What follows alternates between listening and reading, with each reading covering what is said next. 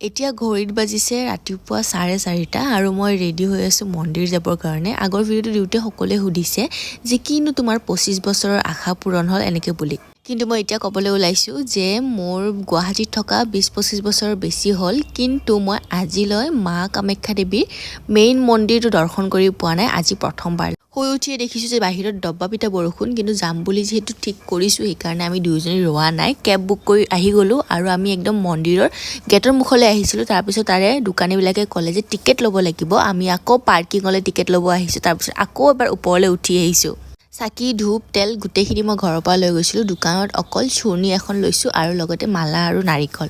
বতৰ বেয়া কাৰণে মানুহৰ লাইন খুবেই কম আছিলে। আমি 4 ঘণ্টামান লাইন হোৱাৰ পিছত ধুনীয়াকৈ মাৰ দৰ্শন কৰিলোঁ আৰু তাৰপিছত চাকি বন্তি জ্বলাই পেলাই আমি খিচাৰি খাবলৈ আহিলোঁ। ইয়াত যে এটা কাছ থকা পুখুৰী আছে আপোনালোকে জানেনে? বহুত সৰুতে দেখিছিলোঁ। এপাক আমি সেইটোও চাই আহিলোঁ আৰু তাৰপিছত আমি ঘৰ সোমোৱা হ'লোঁ। আজিলৈ ইমানেই।